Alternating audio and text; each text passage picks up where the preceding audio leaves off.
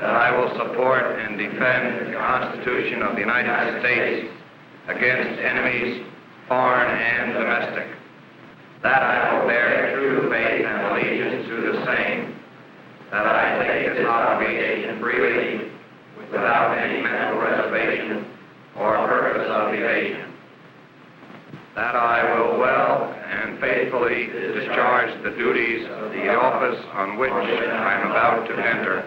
So help me God.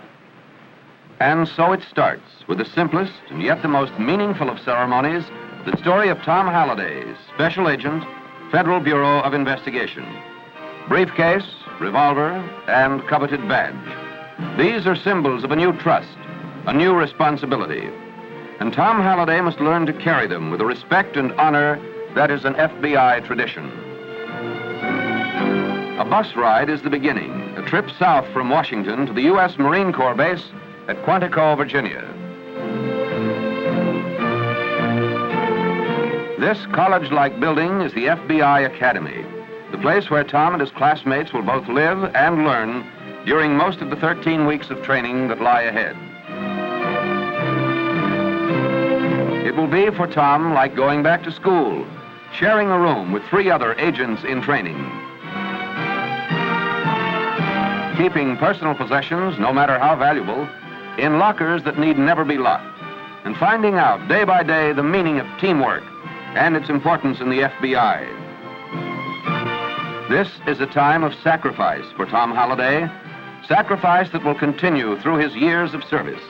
He knows it, accepts it, and so too does his family.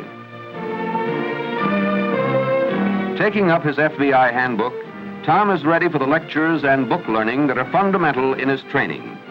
In the weeks to come, the Academy's work and study program will fill his days from 7 in the morning until 11 at night.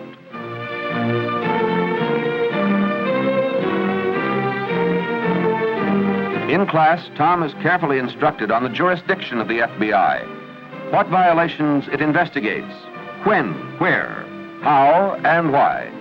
Crimes such as bank robbery,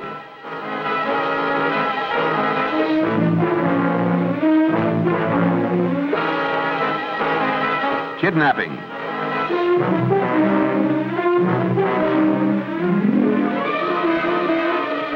extortion, and from actual FBI films, espionage.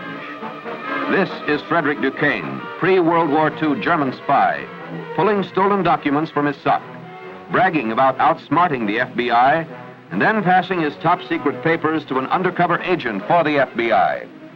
Prison was the payoff for master spy Frederick Duquesne. So it goes for the first weeks at Quantico, absorbing, recording, studying, remembering, until one day the agents return to FBI headquarters and the laboratory, a place of challenging problems such as restoring and reading charred documents.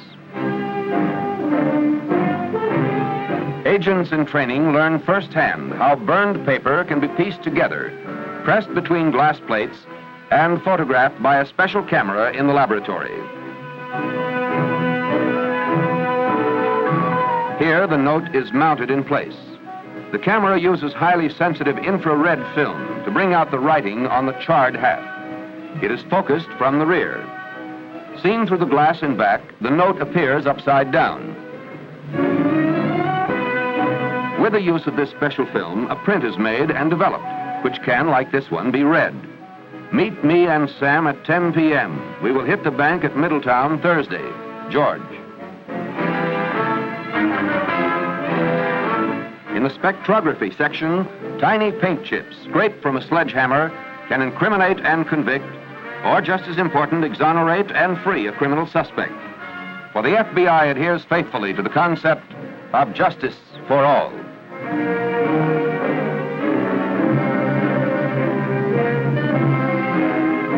The tip of this cartridge, being inserted into an electron microscope, contains a residue of smoke smaller than a pinpoint.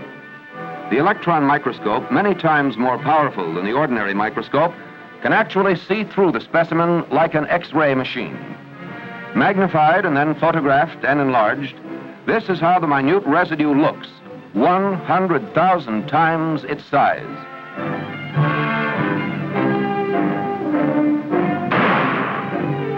The fascinating science of firearms identification is acted out continuously as experts seek to match bullet with gun and gun with suspect. The FBI laboratory, the most modern of its kind in the world, illustrates dramatically how science has revolutionized criminal investigation. More than 185,000 examinations a year are conducted here, and these facilities are available not only to FBI agents, but to every state and law enforcement agency in America, and the cost to them is nothing.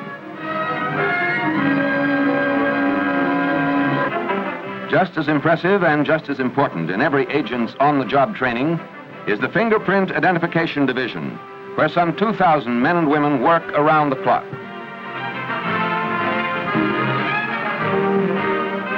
Speed, efficiency, accuracy. They are musts in making certain that the 22,000 sets of prints received each workday are correctly recorded, cataloged, and checked against the criminal file. The fingerprint cards can not only trap criminals, but also identify amnesia victims and persons killed in disasters.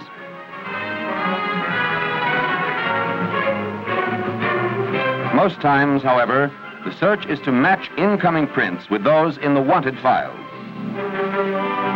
All identification is by eye, for no machine has yet been devised to classify fingerprints, every one of which is different.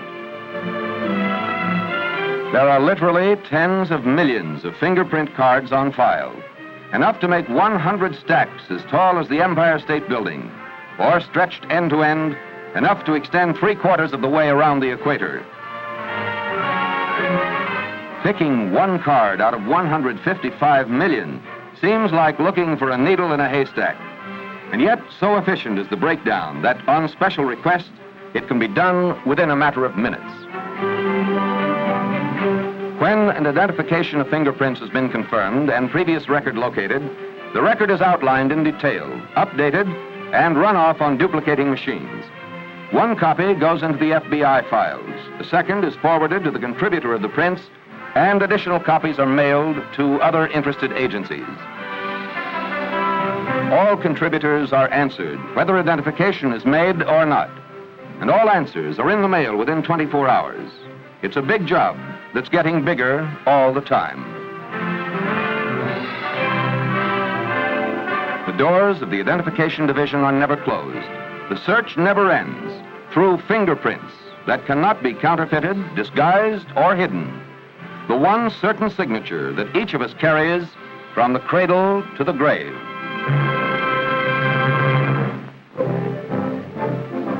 Washington, D.C. field office, one of 54 such FBI offices in the United States and Puerto Rico, is next on the agent's program of learning by seeing. Here they observe the communications network that makes the FBI the most mobile crime-fighting organization in the world.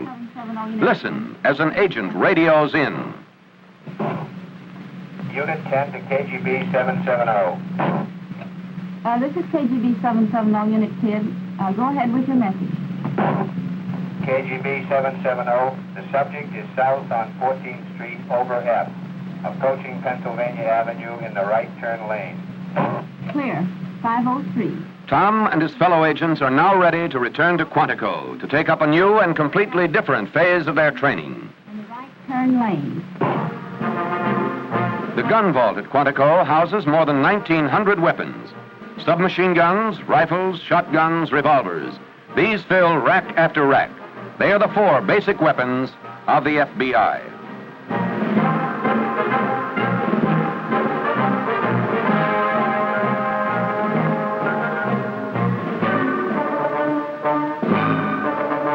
It is not enough to know how to fire the guns. Each special agent is also taught how they are put together and how to care for and service them. Tom must remember always the importance of the weapon that is in his hands.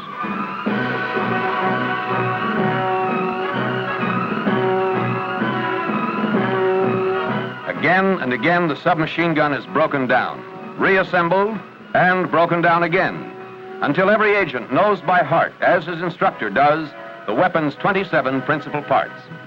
Only after intensive instruction are agents allowed on the firearms range.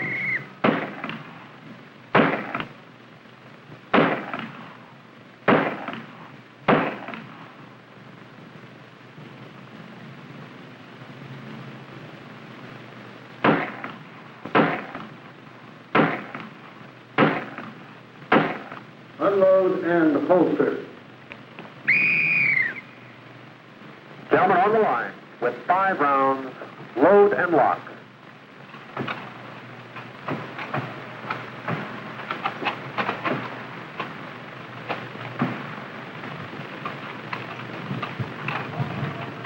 The line loaded. Ready on the right, ready on the left, ready on the firing line.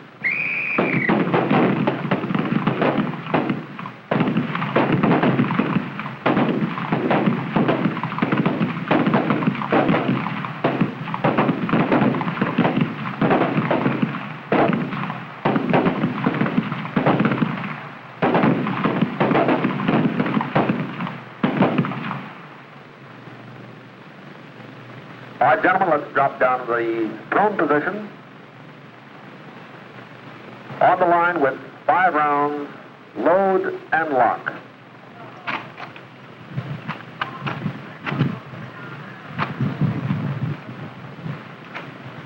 The line loaded.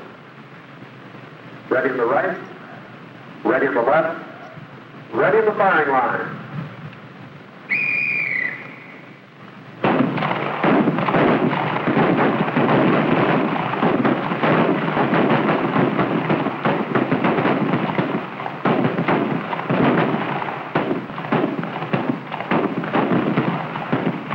The sound of gunfire echoes across the range through the day and into the night.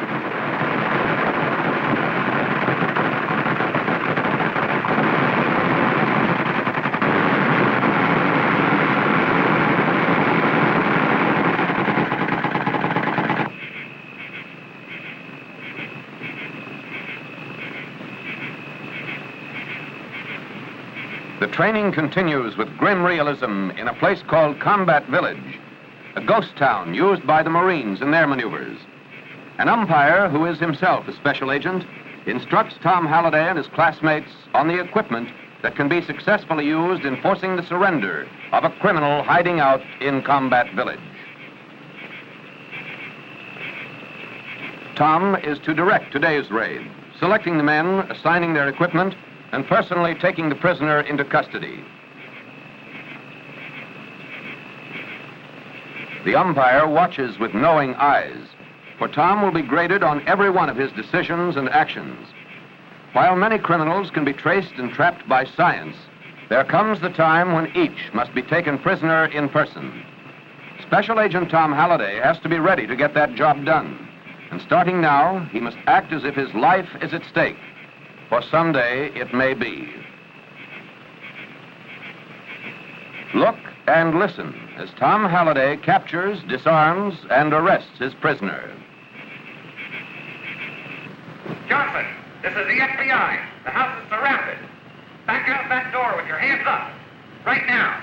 I'm coming. Hurry up. Coming. Don't shoot me. Hands way up. Back up. All right, move to your right. Forward, up against the wall. Hands up there on the wall. Feet back. Spread them out. Hold it right there. Okay, men. Okay. Take that closet, kid. Stay up against that wall now. Stay right there. That's a clean. Cover me while I get the upstairs. Okay.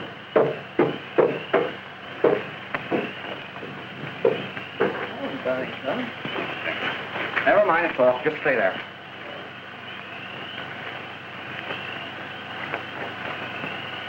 All right, let's get started. Right hand back. Hold it right there. Left hand. Forward. All right, back. Okay. I got my hat. I'm on a hat. So ends our story of Tom Halliday, filmed with the cooperation of the Federal Bureau of Investigation and its director since 1924, J. Edgar Hoover.